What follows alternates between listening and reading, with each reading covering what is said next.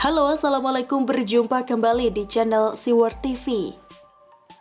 Sindiran keras Giring pada Anies sama dengan kesalnya publik pada Anies, ditulis oleh Syardi.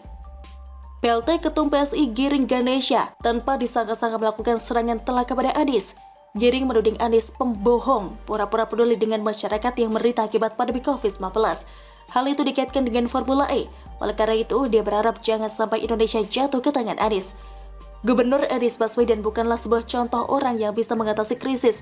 Indikator utama dalam menilai kegagalan Gubernur Anies Baswedan adalah melihat bagaimana cara Gubernur DKI Jakarta membelanjakan uang rakyat selama pandemi, kata Giring.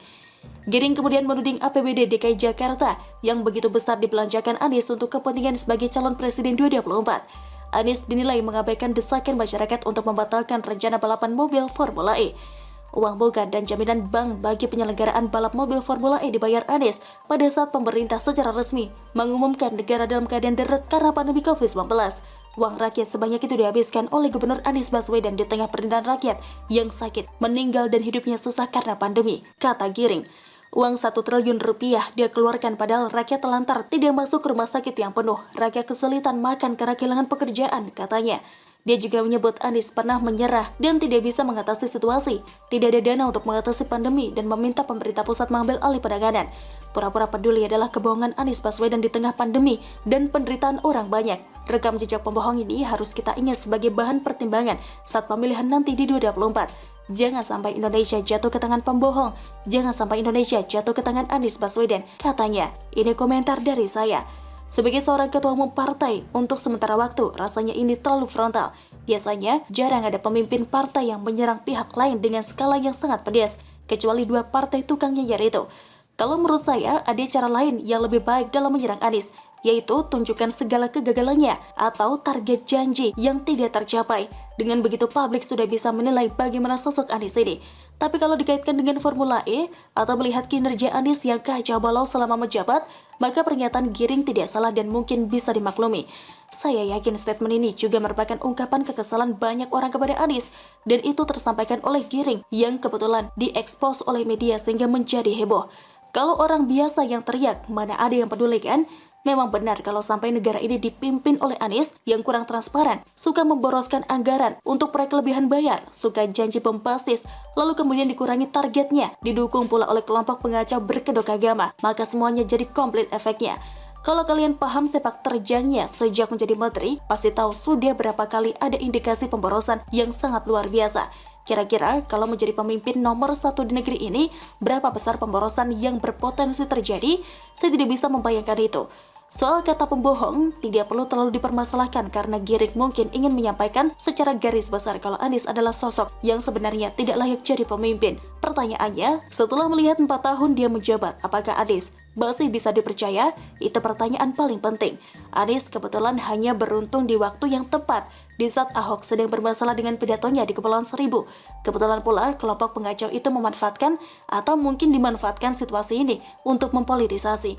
Mungkin ini namanya takdir yang tidak terhindarkan. Tapi di balik itu semuanya terbongkar kedoknya.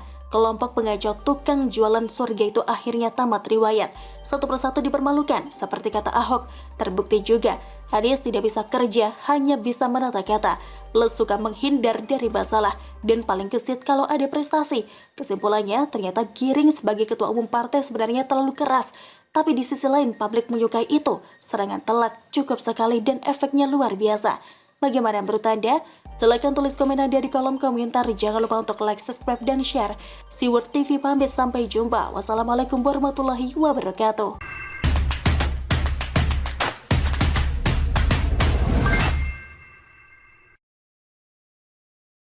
Halo, Assalamualaikum. Berjumpa kembali di channel Siwar TV. 3 prestasi terbaru ini bikin Jokowi bungkam kelompok sakit hati.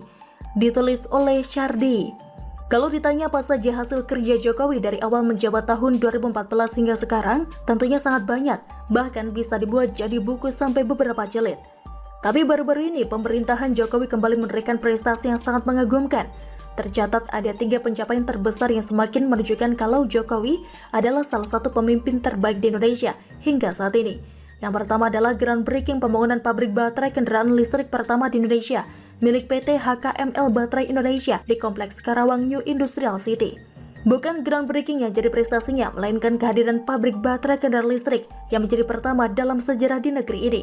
Kita patut bersyukur hari ini bisa menyaksikan groundbreaking pembangunan pabrik baterai kendaraan listrik pertama di Indonesia, dan bahkan pertama di Asia Tenggara. Pembangunan ini merupakan wujud keseriusan pemerintah untuk melakukan hilirisasi industri, kata Jokowi.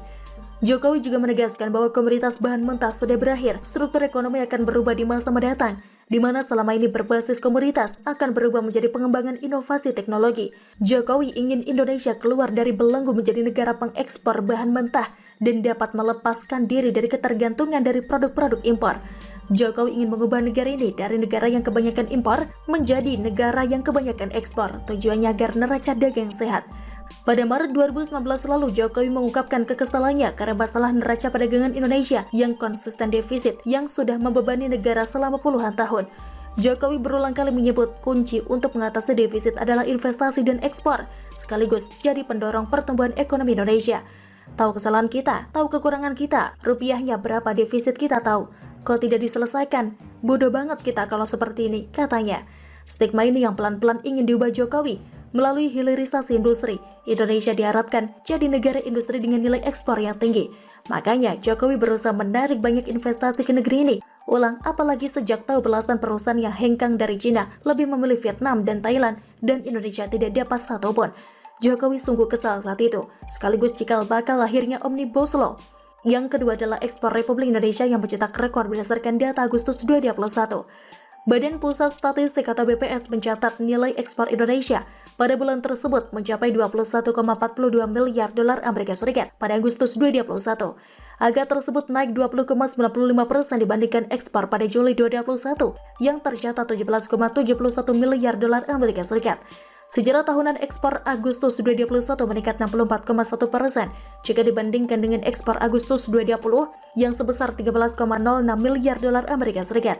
Ekspor di Agustus 2021 ini dibandingkan dengan Agustus 2020 jauh lebih tinggi maupun dengan Agustus 2019 yang 14,26 miliar dolar Amerika Serikat.